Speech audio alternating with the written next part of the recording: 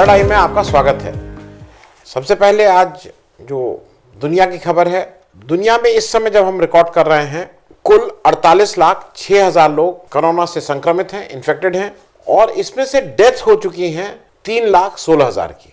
इसमें इंडिया का रेफरेंस में अगर हम बात करें, भारत के रेफरेंस में, तो हम 96,169 के साथ 11वीं पोजीशन पे हैं। जल्दी ही सेंचुरी हम लोग, लगता है कल तक जब आपसे बात होगी तो हम सेंचुरी कर चुके होंगे। 17 मई जो कल दिन बीता रविवार को, all time high infection report हुआ है 5,050। अच्छा, मैं वो फिगर्स बोल रहा हूँ जो वर्ल्डोमीटर की हैं। वो थोड़ा क्योंकि 100-200 ऊपर नीचे होगा, लोग अलग अलग सोर्स ले रहे हैं, लेकिन मैं वर्ल्डोमीटर को ही ले रहा हूँ।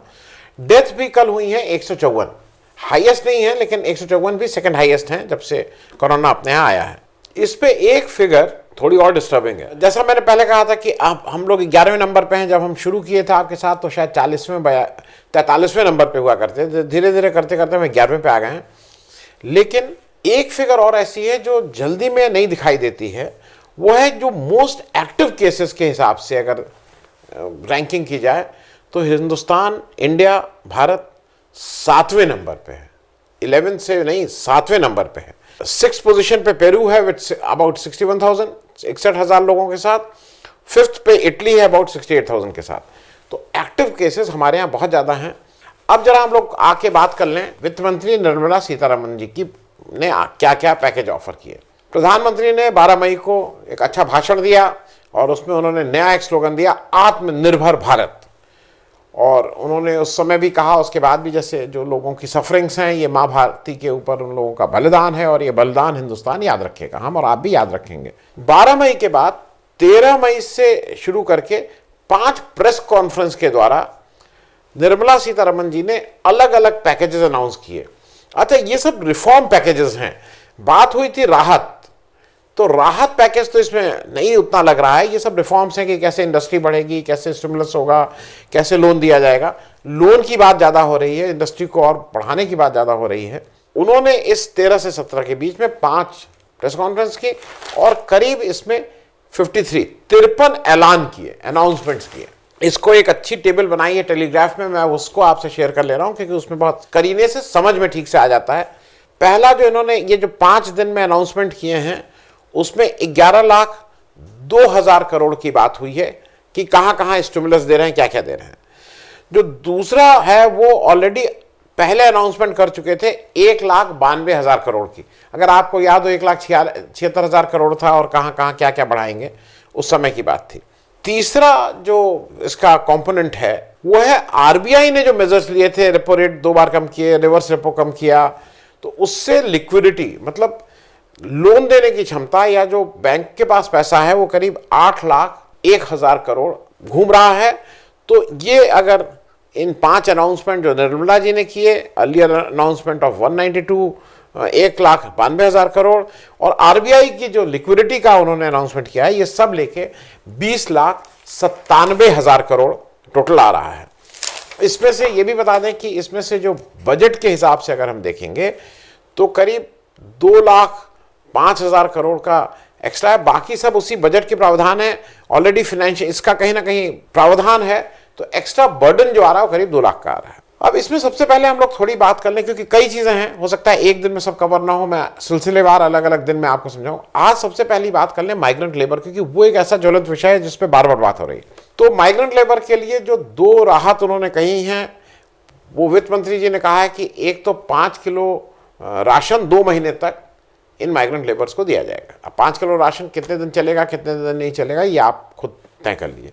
दूसरी जो एक बात बार बार कही गई है, उसको, वो नरेगा की बात है, उसको उस पर डिटेल पे आने से पहले जरा ये सुन लीजिए। क्योंकि मनरेगा आपकी विफलताओं का जीता जागता स्मारक है। आजादी के 60 साल के बाद आपको लोगों को गड्ढे खोदने के लिए भेजना पड़ा। ये आपकी विफलताओं का स्मारक है और मैं गाजे बाजे के साथ इस स्मारक का ढोल पीटता रहूंगा। The next one is about Manrega. we announce a wage increase in Manrega. This will benefit 5 crore families, and the wage rate being increased will result in 2,000 rupees per worker. So 182 rupees is being increased to 202, and as a result we expect 2,000 rupees per worker will be the additional income he would get. आपने बात सुन ली। पुरानी सरकार की असफलताओं का ताजमहल की हालत यह है कि उसमें अभी जो अनाउंसमेंट हुआ, जिसको राहत पैकेज कह लीजिए या मतलब जो भी रिफॉर्म पैकेज कह लीजिए, उसमें 40,000 करोड़ कहा जा रहा है कि एक्स्ट्रा नरेगा में दिए जा रहे हैं। अब जरा आप इस नरेगा को थोड़ा समझ लीजिए, जैसे 1 मिनट ध्यान दे दीजिए और इसको समझ लीजिए क्या है नरेगा। मनमोहन सिंह की सरकार ने एक स्कीम लॉन्च की थी 2004-2009 के बीच में, और चूंकि वो स्कीम गांव में उसने बहुत फ़ायदा पहुंचाया था, वही मुख्य कारण था कि 2009 में मनमोहन सिंह की सरकार फिर से मतलब कांग्रेस फिर से वापस सत्ता में अगर आई थी तो उसमें मनरेगा का बहुत बड़ा हाथ था। 19-20 में अभी इस सरकार ने टोटल जो बजट था नरेगा का वो 71,000 करोड़ रुपए था। मतलब लास्ट जो 19-20 अभी गया है बजट, उसमें टोटल 71,000 करोड़ का ऑलरेडी बजट था फॉर नरेगा। 20-21 में इस 71,000 करोड़ को घटा के जो ऑलरेडी बजट अनाउंस हो चुका था वो 61,500 करोड़ था, मतलब रिड्यूस हुआ था 61,500 करोड़। अब इसमें से 11,000 करोड़ पेंडिंग पेमेंट था। तो इसका मतलब क्या हुआ, मतलब मैं बहुत सामान्य अर्थमेटिक आपसे के साथ शेयर कर रहा हूं। इसका मतलब यह हुआ कि 20-21 का जो एक्चुअल पेमेंट था वो अगर 61,500 करोड़ में से 11,000 करोड़ निकाल दें जो पुराना पेंडिंग पेमेंट के अकाउंट में था, तो एक्चुअली 50,500 करोड़ 50,500 करोड़ ही उपलब्ध हैं आपके पास 20-21 के बजट के अनुसार। अब हुआ क्या, जो 19-20 का टोटल आपका था वो 71,000 करोड़ तो ऑलरेडी बजट में था, और 11,000 करोड़ का प्रावधान 20-21 में किया गया। तो अगर 71 में ये 11,000 करोड़ जोड़ लें तो कितना होता है, वो हो जाता है 82,000 करोड़ 82,000 करोड़। अब 82,000 करोड़ हमने 19-20 में खर्च किए, उसकी जगह जो अनाउंसमेंट हुआ था 20-21 में वो 50,500 करोड़ का एक्चुअल 20-21 का एक्चुअल यही पैसे का तो हुआ था। तो कितने का ड्रॉप हुआ, इफ इन 19-20 में अगर ये 82,000 करोड़ था, 20-21 में अगर ये 50,500 करोड़ है तो ड्रॉप 38% का था। 38% की कटौती हुई थी एज कंपेयर टू 19-20। अभी जब आपने 40,000 करोड़ और बोला है कि इस आपदा से निपटने के लिए, तो टोटल बजट कितना हो गया, 61,500 में 11,000 आपने पुराना पेमेंट निकाल दिया तो 50,500 प्लस 40,000, तो प्लस 40,000 अगर आप कर लें तो 90,500 करोड़। ये 20-21 में आप खर्च करने की बात कर रहे हैं, तो 90,500 करोड़ आप 20-21 में खर्च करेंगे इस राहत आहत के पैकेज सबको मिला के। आपने 19-20 में खर्च किया 82,000 करोड़, इस बार आप खर्च करने का जो आपने नए राहत के साथ किया है वो 90,500 करोड़। तो इंक्रीज कितने की हुई, 10% की। आपने इंक्रीज किया है केवल 10% बजट के प्रावधान, मतलब पिछला जो था उसके हिसाब से केवल 10% की इंक्रीज थी। ये एक फैक्ट है। अब नरेगा का दूसरा एक चीज समझ लीजिए कि जैसे कहा जा रहा है ना, बहुत से लोग हमें, मेरे जो शहर में रहने वाले मित्र हैं, उन्होंने कहा नरेगा बिल्कुल फ्रॉड है और ये है, नरेगा को सुनकर उनको लगता है भ्रष्टाचार है। अब किसकी जेब में कितना पैसा आ रहा है ये भी थोड़ा समझ लीजिए, और ये सरकारी आंकड़े हैं। नरेगा, पहले स्कीम समझ लिए, नरेगा स्कीम में एक परिवार में टोटल जो एम्प्लॉयमेंट दिया जाता है अभी वो 100 दिन एक साल में देने की बात है। उसको बढ़ाने की बात हो रही है, लेकिन अभी आज की तारीख में जो लॉ है उसके हिसाब से एक परिवार में वो 2-3 लोग अगर मिलकर कर रहे हैं तो किसी को 20 दिन, किसी को 25 दिन, लेकिन टोटल 100 दिन का कैप है। और 250 रुपए करीब एवरेज मजदूरी है, तो 250 रुपए इंटू 100 तो ये 25,000 रुपया पर ईयर आता है। तो कितना हुआ, करीब 2,000 रुपए पर मंथ हुआ। लेकिन वास्तविकता ये नहीं है। वास्तविकता समझ लीजिए क्या है, सरकारी आंकड़े ये कहते हैं कि 27 करोड़ जॉब कार्ड होल्डर हैं, मतलब मनरेगा का करने के लिए आपको के पास जॉब कार्ड होना चाहिए और उसी के बिना पे आपको काम मिलता है। अब एक परिवार में जनरली 5 लोग माने जाते हैं, तो उसमें बच्चे भी होते हैं, उसमें बुढ़े भी होते हैं जो काम नहीं कर सकते हैं। तो फॉर द पर्पज ऑफ कि इसको हम आसान कर लें, इसको 2 तरह से देखा जा सकता है कि इस 27 करोड़ में करीब हर घर में 2.5 लोग होंगे, मतलब किसी में भाई 1 ही होगा, किसी में 3 होंगे, किसी में 3.5 होंगे, इस तरह से करके। तो पर्पज ऑफ कैलकुलेशन के लिए हम इसको मान रहे हैं कि जो 27 करोड़ जॉब कार्ड होल्डर हैं, ये एक घर से अगर 2.5 का एवरेज ले रहे हैं तो करीब ये 11 करोड़ फैमिलीज की बात हो रही है। ठीक है, अब ये 11 करोड़ फैमिलीज को आप 90,500 करोड़ पैसा का प्रावधान अगर करें और सीधे सीधे इसको अगर भाग दे दें, if you divide 90,500 crores earmarked for NREGA by a estimated 11 crore families with job card, क्या फिगर आती है? 8,227 रुपए पर फैमिली पर ईयर, 1,000 रुपए से भी कम। मान लीजिए ये कैलकुलेशन आपको अच्छा नहीं लग रहा है तो आप सारे उनको ले लीजिए, सारे जॉब कार्ड होल्डर्स को ले लीजिए। सारे जॉब कार्ड होल्डर्स 27 करोड़ अगर आपके पास हैं, 90,500 करोड़ डिवाइडेड बाई 27 करोड़ क्या आएगा? 3,351 रुपया प्रति वर्ष। जी हां, 3,351 रुपया प्रति वर्ष ये एक जॉब कार्ड होल्डर को मिलेगा। तो ये हम प्रावधान उनको उनके गुजारा बसर करने के लिए उन माइग्रेंट लेबर को एक बहुत बड़ा एक हमने दिल खोल के ये प्लान उन लोगों के लिए किया है।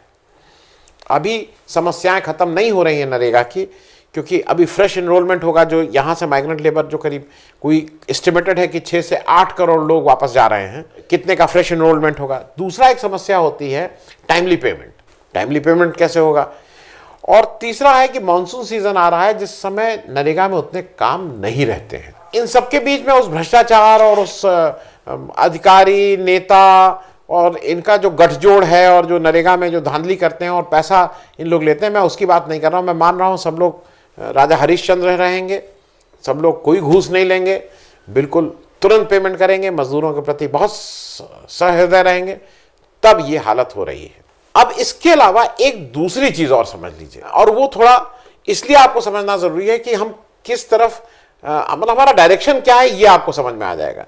एक और चीज बार बार कही जा रही है कि स्टेट गवर्नमेंट को 2% एक्स्ट्रा लोन लेने की सुविधा दी गई। वो लोन लेने की क्या सुविधा है?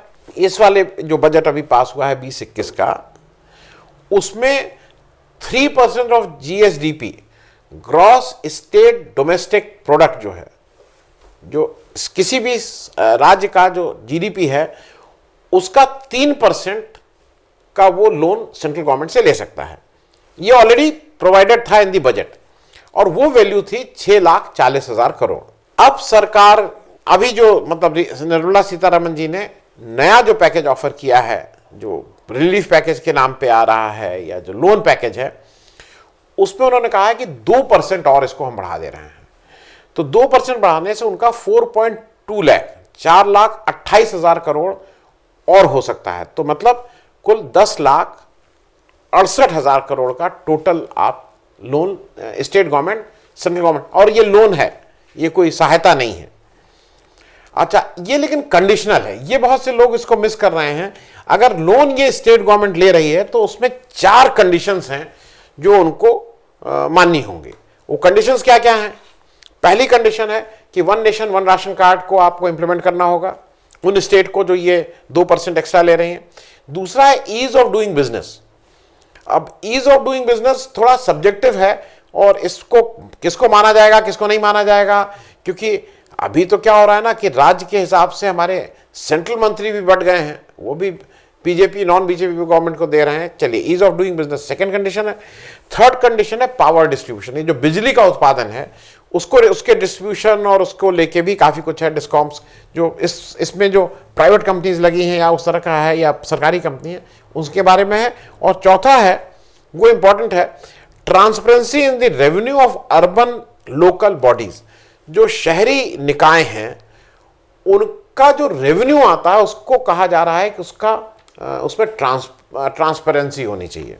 और ये तब कहा जा रहा है जब शीर्ष पे बैठे हुए व्यक्ति एक पीएम केयर फंड बनाते हैं और उसकी कोई ट्रांसपेरेंसी इस देश के लोगों के सामने आज भी नहीं है कि कितना पैसा आया, कितना कहाँ दिया गया, इसकी कोई ट्रांसपेरेंसी नहीं है। लेकिन आप अगर स्टेट को 2% एक्स्ट्रा लोन लेना है तो उसके लिए आपको अपनी ट्रांसपेरेंसी लोकल बॉडीज में से कितना लेते हैं उसमें आना होगा। अब ये इतना आसान नहीं है। अब वो क्या कह रहे हैं कि 3% का तो प्रावधान है ही, 0.5% आपको हम ऑटोमेटिक इंक्रीज कर देंगे, तो 3 का 3.5% हो जाएगा of the GDP of the state. फिर जो नेक्स्ट 1% है वो लिंक टू जो 4 एरियाज ऑफ रिफॉर्म बोले थे, अगर वो उन रिफॉर्म्स को आप लागू करते हैं तो हम 1% और बढ़ा देंगे, 4.5%। और अगला जो आधा % है जिसको लेके 5% होगा वो तब करेंगे जो इन 4 चीजें जो कही गई हैं आपसे कि आप इंप्लीमेंट करिए, उसमें मिनिमम 3 के माइलस्टोन जो आपसे कहे गए होंगे कि भाई यहां तक अचीव करें, वो माइलस्टोन अचीव करने पे आपको अगला 0.5% और मिलेगा। अच्छा, आपकी जानकारी के लिए बता दूं कि अभी तक ये जो ऑलरेडी प्रोविजन था 6,40,000 करोड़ का, उसका केवल 14% ही स्टेट ने अभी तक लिया है। बड़े हुए का नहीं, हम पुराने ही उसका बोल रहे हैं। अभी भी 86% लोन ड्रॉ करना है स्टेट को, मतलब वो लोन अवेलेबल है लेकिन स्टेट उसको नहीं अवेल कर रही है। अच्छा, ये क्यों हो रहा है ये समझ लीजिए। ऐसा है कि जो ग्लोबल रेटिंग एजेंसीज हैं उनका ठीक से प्रेशर हिंदुस्तान के ऊपर है और हमें ऐसा लग रहा है कि हम उस प्रेशर में आ गए हैं। मैं आपकी याद के लिए बता दूं कि जब हिंदुस्तान में पहले भी जब इस तरह के आर्थिक सुधार हुए तो वो प्रेशर पहले भी आए हैं।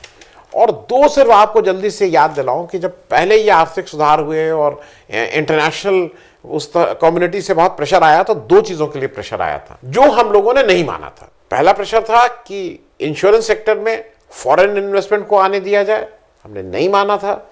दूसरा था कि बैंकिंग को प्राइवेटाइज कर दिया जाए, जैसे इंदिरा गांधी ने इसे नेशनलाइज किया था, अब ये था कि प्राइवेटाइज कर दिया जाए, लेकिन उसको भी हिंदुस्तान ने नहीं माना था। उस आर्थिक समस्या को हम उससे पार हो गए थे, लेकिन उसका एक चीज बहुत से लोगों को याद नहीं होगा या समझ में नहीं आया होगा कि भारत की उस समय की आर्थिक स्थिति में एक फायदा ये हुआ था कि जो मिडिल क्लास की जो पूंजी थी वो सुरक्षित रही थी। हालांकि मिडिल क्लास पूरी तरह से बाजारवाद वो चाहता था ये वो हो जाए, ग्लोबलाइजेशन हो जाए, लेकिन उसका अपना जो निजी पैसा था, जो निजी पूंजी थी, वो स्टॉक मार्केट या कहीं भी लगी थी, वो बची हुई थी, वो बिल्कुल सुरक्षित थी। लेकिन अब वो प्रोटेक्शन गायब हो जाएगा। आप जैसे ही ये सब क्रिएटिंग एजेंसीज के चक्कर में पड़ेंगे, वो ये सब करेगा तो आपके वो प्रोटेक्शन गायब हो जाएंगे। आप खुद भी देख रहे होंगे कि जिस तरह से स्टॉक मार्केट बिहेव कर रही है, आपके पैसे का क्या हो रहा है। अब इसको कंक्लूड करें क्योंकि बाकी चीजें अगले एपिसोड में बताएंगे इसके बारे में। यशवंत सिंह जी जो भाजपा के मंत्री रहे हैं, इनके फाइनेंस मिनिस्टर रहे हैं, उनकी टिप्पणी, उनका ट्वीट क्या है ये जरा आपको दिखाते हैं। ट्वीट कह रहा है कि ये जो निर्मला सीतारमण जी का ये सब जो आया है घोषणाएं, ये गरीब माइग्रेंट लेबर के जले पे नमक छिड़कने जैसा है। ये आपके पुराने भाजपा के मंत्री कह रहे हैं, कोई ऑपोजिशन लीडर इस समय नहीं कह रहा है। एक चीज समझ में नहीं आ रही है कि जो एक नया ऑर्डर आया कि माइग्रेंट लेबर को हम बिल्कुल बॉर्डर सील कर दिए गए हैं, चलने नहीं दिया जाएगा, वो पैदल आ रहे हैं तो पैदल नहीं आने दिया जाएगा। उसकी वजह से आप सबको पता लग रहा होगा कि बॉर्डर्स पे कितने दंगे हो रहे हैं। गुजरात में कितना दंगा हुआ है, आगरा में कितना हुआ है, सड़कें जाम हैं।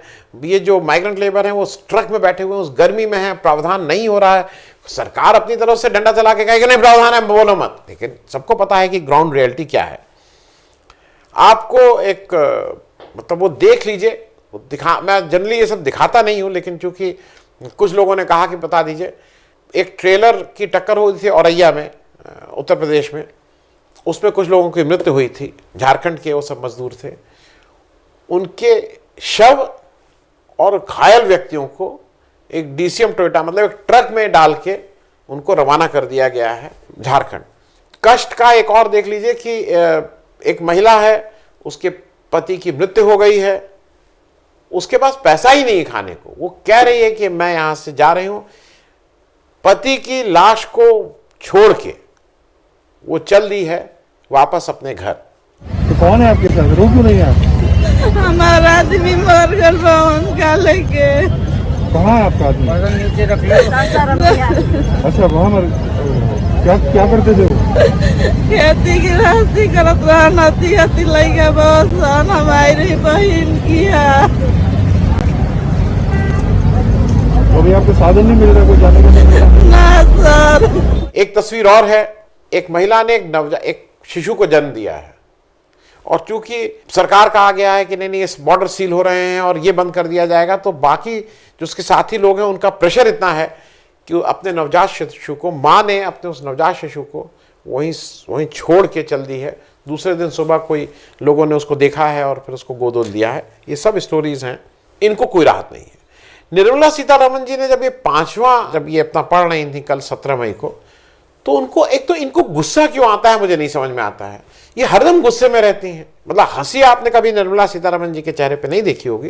हंसी छोड़ दीजिए, मान लीजिए इस समय खराब माहौल है, इस समय हंसने की जरूरत भी नहीं है, लेकिन गुस्सा भी होने की जरूरत नहीं है। आप शीर्ष जगह पे बैठी हुई हैं। अच्छा, इनको कल गुस्सा आ गया राहुल गांधी के ऊपर। अगर ये कोरोना आया है, आपकी कोई समस्या है, माइग्रेंट वो हो रहे हैं, तो राहुल गांधी इसका क्या करें। आप कल गुस्से होकर कह रहे हैं कि राहुल गांधी वहां जो लोगों से बात करने गए तो वो उनको डिस्टर्ब कर रहे थे, वो पैदल नहीं चल। अरे भाई, मतलब कहीं की खिसियाहट कहीं निकाल रहे हैं। क्या ये हिंदुस्तान के मंत्री लोग, इनको बार बार ये लोग, मतलब ये क्या बीजेपी वर्सेस नॉन बीजेपी और कांग्रेस कर रहे हैं।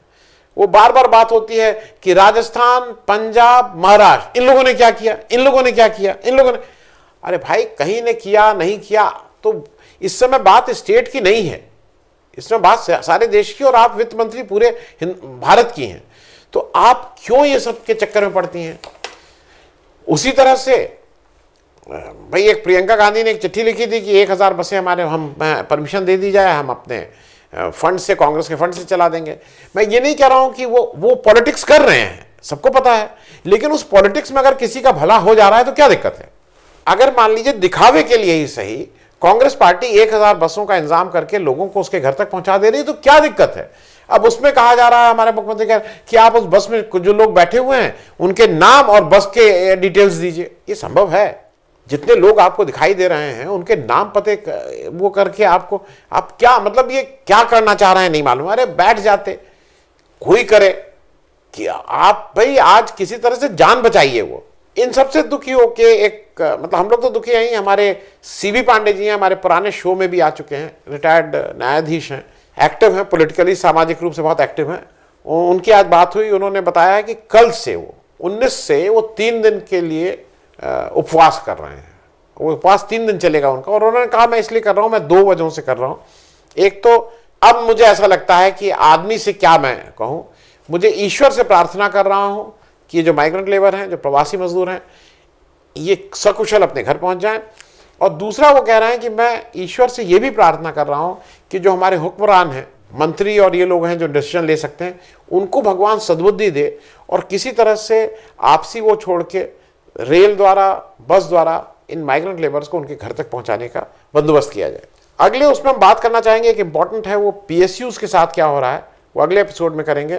तब तक के लिए आप सब लोग घर में रहिए। चीज़ें लॉकडाउन 4 शुरू हो गया है, क्या कम हुआ है, क्या खुला है, क्या नहीं खुला है, ये शायद मतलब ये समझना बहुत मुश्किल है।